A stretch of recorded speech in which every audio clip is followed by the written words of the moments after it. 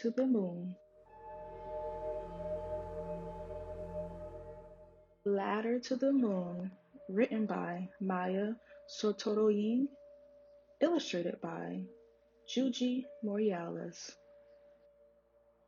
One cool new evening, Suhelia asked her mama, "What was Grandma Annie like?" "She was like the moon," her mother replied, "full, soft, and curious. Your grandma would wrap her arms around the whole world if she could." Mama gave Suhelia a hug.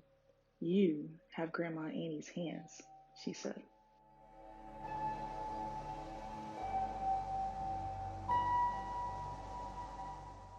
Later, Suhelia lay in her pajamas, the moonlight coming through her open window. She looked at her hands, front, side, and back, and wondered what else had she gotten from her grandma. As the night deepened and the crickets grew loud, Suhelia wondered and waited. It seemed like something was about to happen. Then, as though in answer to her wondering, a golden ladder appeared at the edge of the sill.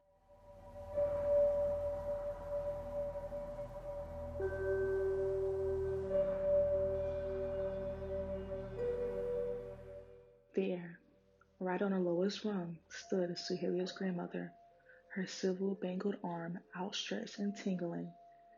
"Do you want an adventure, my dimpled child?"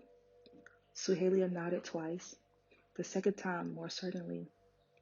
Then she tossed herself out of bed like a tumbleweed and ran to the window. Together, step by step, they climbed that ladder in the path carved by the moon's glow.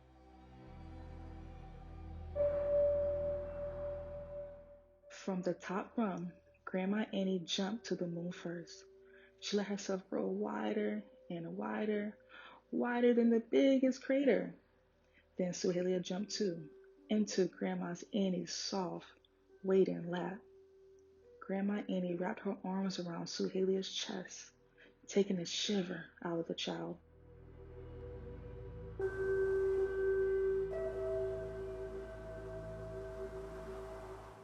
The two looked back toward Earth, and Suhelia tried to be brave about feeling so far from home.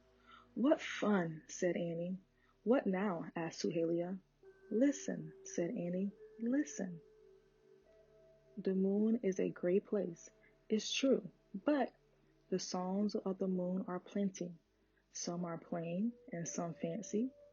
But Suhelia listened to them all, and through listening she knew more than she had known before.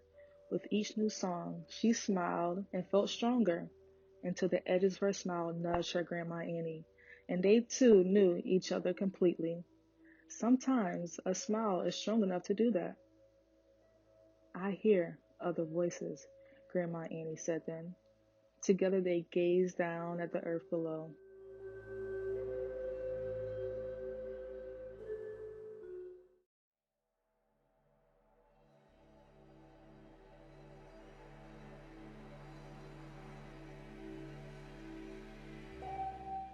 A 50-foot wave was sweeping from the ocean to the land, and through swirling waters, swimmers struggled up toward the surface.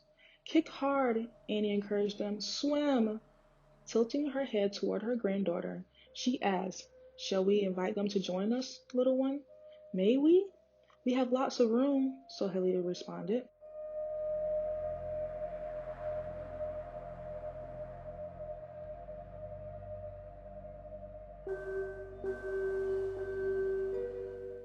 Annie nodded and let her voice drift down. "Come dance and get warm, babies," Annie urged. And when the next giant wave crest, all the children leaped high like flying fish. Suheli and Annie caught them by their fingertips and pulled them up to the moon. Draping scarves around their shoulders, they swung the children round and round until they could all laugh again, loud and long. Then Grandma Annie paused and whispered, "I taste other troubles." Suhelia tasted the air too, and through tasting, she knew more than she had known before.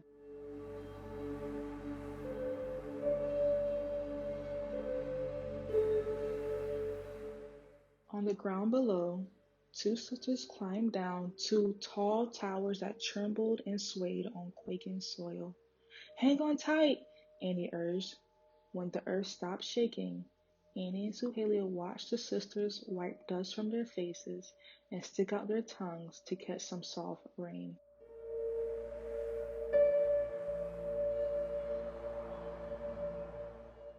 Come, bathe, and drink with us, Annie invited them.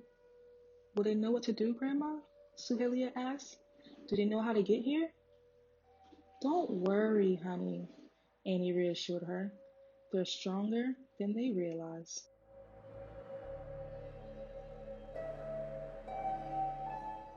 Sure enough, Suhelia watched the sisters weave a shimmering spiral and began to climb. Grandma Annie embraced the young women at the landing. Together they scrubbed themselves clean in falls of mist and drank sweet moon dew from silver teacups.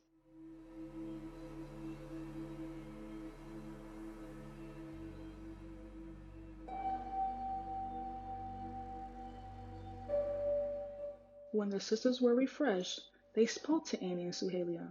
There is still so much to do. There are fires to be tended, gardens to be weeded, and kapok trees to be seeded. We'll work together, Annie promised. We'll throw in our hearts and minds and work with our hands to make the land a little more kind. And for sure they would. Together they'll build bridges and buildings and bonds between people.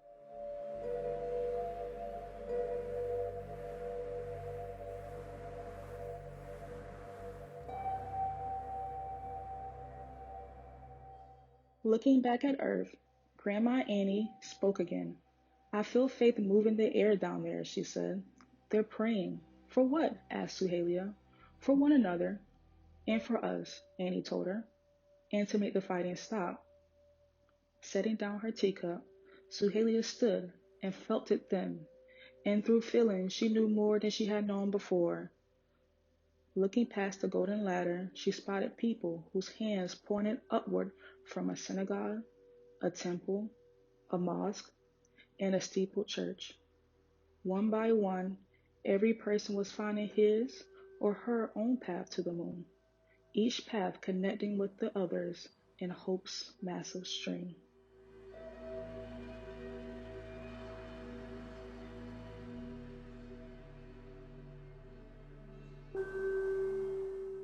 The moon crew was getting large now. Everyone sat and traded stories. Stories about courage in canyons and discoveries in the desert. Stories about people who had lost their languages. And stories about the poor and powerless. All these people who need us are people just like you and me. Do you see? Asked Annie after the last tale was told. Suhelia washed her eyes and did see, and through seeing knew more than she had known before.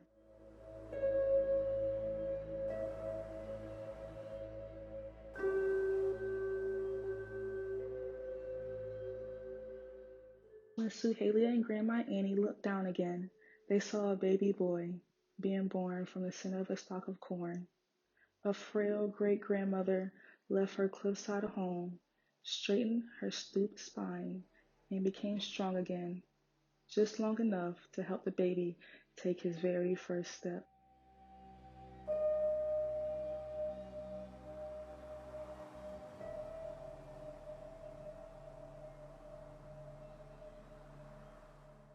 Then Grandma Annie watched as Suhelia, all by herself, reached out and took the great-grandmother's hand, helping her onto the ladder. Together they climbed, one of them old and one still quite new.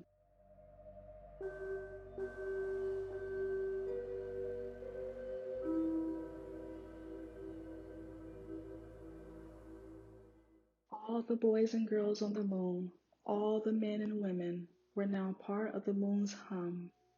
Their silhouettes could be seen from far below, and gave a feeling of plenty to those who had little.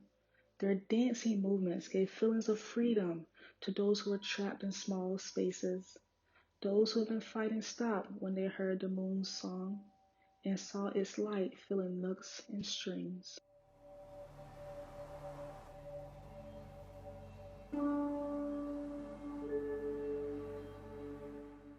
Eventually, Suhelia turned to her grandmother and again nodded twice. Grandma Annie's nose twitched and her lip trembled with love. I suppose it's time for you to go back? Yes, said Suhelia. Mama misses me, I'm sure. Will you be okay? Oh, yes, little pumpkin, Annie replied. I'm so happy that we had this time.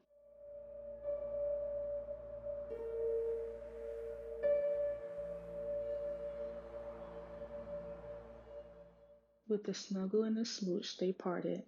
Looking back just once, Suhelia slid down moonbeams straight into her bed. She sat for a quiet half moment, feeling proud for having helped others heal, for having helped others learn to move forward and upward and around. Together, those of us left on earth will plant seeds in soft soil. Grandma Annie will send ties to nourish them and weave a net of love around us all.